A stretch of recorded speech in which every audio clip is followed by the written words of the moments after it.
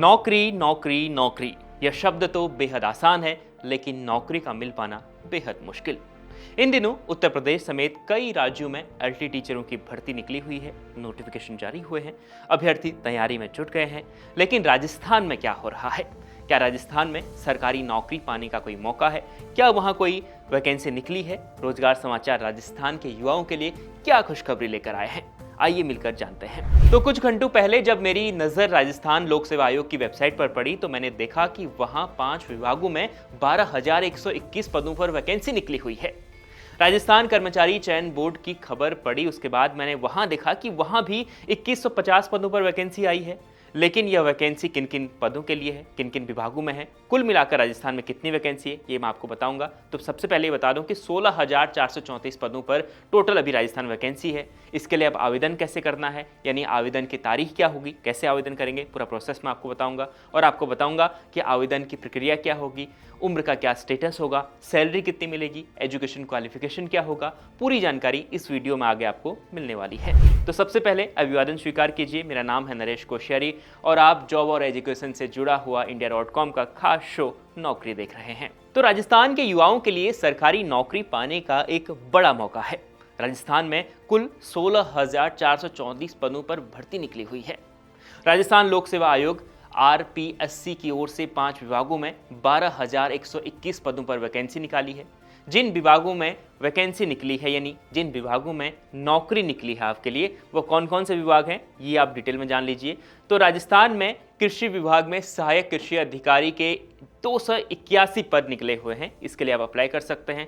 पशुपालन विभाग में पशु चिकित्सा अधिकारी के लिए 1100 पद निकले हुए हैं और गृह विभाग में उप निरीक्षक और प्लाटून कमांडर के लिए 1015 पद निकले हुए हैं और स्कूल शिक्षा विभाग में प्राध्यापक और कोच के 3250 पद हैं कुल मिलाकर। तो यहाँ आप अप्लाई कर सकते हैं। और इसके अलावा माध्यमिक शिक्षा विभाग में वरिष्ठ अध्यापक के लिए भी 6500 पद निकले हुए हैं, यानी बम्पर भर्ती है राजस्थान के युवाओं के लिए। तैयारी में बिल्कुल जुट जाइए। वहीं बाकी नौकरियों की बात करते हैं तो राजस्थान में कर्मचारी चयन बोर्ड ने 2150 पदों पर वैकेंसी निकाली है, यानी राजस्थान में एक के बाद एक मौके हैं लगातार युवाओं के लिए। यहाँ भी फॉर्म भर सकते हैं आप, दूसरी जगह भी फॉर्म भर सकते हैं। तो यहाँ कृषि पर्यवेक्षक के 1100 पद, कुल 1100 पद निकले हुए हैं और सपोर्ट इंजीनियर के 995 पद निकले हुए हैं, यानी जिन लोगों ने पॉलिटेक्निक या बीटेक किया है उनके लिए मौका है। इसके अलावा सपोर्ट केमिस्ट के भी 55 पद निकले हुए हैं, यानी वो युवा जो लगातार तैयारी कर रहे हैं राजस्थान में, उनके लिए एक बड़ा मौका है नौकरी पाने के लिए।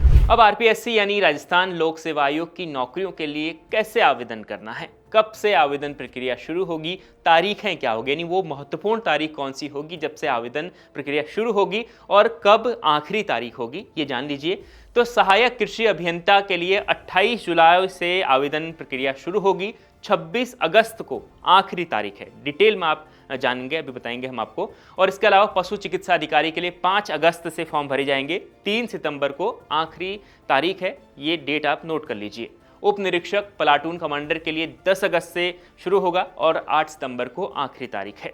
और प्राध्यापक एवं कोच के लिए 14 अगस्त से 12 सितंबर तक फॉर्म भरे जाएंगे, तारीख को आप लिख कर रख लीजिए। इसके अलावा वरिष्ठ अध्यापक के पदों के लिए 19 अगस्त से शुरू होगा, 17 सितंबर को आखिरी तारीख है। और सबसे महत्वपूर्ण बात कि आवेदन सिर्फ ऑनलाइन तरीके से ही होगा, आप किसी और झांसे में बिल्कुल ना आए। अब सबसे महत्वपूर्ण बात कि आवेदन कैसे करना है। बहुत सारे अभ्यर्थी होते हैं जो खुद से आवेदन करते हैं, बहुत सारे होते हैं जो साइबर कैफे जाते हैं, वहाँ उनका पैसा भी लगता है। तो मैं आपको यहीं पर बता देता हूँ, आप अपने घर पर बैठकर ही आवेदन कर सकते हैं।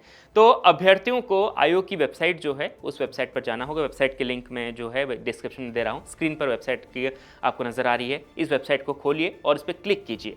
इसके बाद SSO पोर्टल जब आपको खुल जाएगा तो उसमें आपको लॉगिन करना है। इस पोर्टल से आप जब लॉगिन करेंगे तो फिर आगे आपको एक पेज नया खुलेगा, उसमें आपको जो सिटीजन ऐप है G2C, उसमें जो रिक्रूटमेंट पोर्टल अवेलेबल है उसमें आप 1 टाइम रजिस्ट्रेशन करेंगे। OTR आपको भरना होगा, जिसे 1 टाइम रजिस्ट्रेशन करते हैं। जिन्होंने पहले से किया है उनको पूरा प्रोसेस नहीं करना होगा।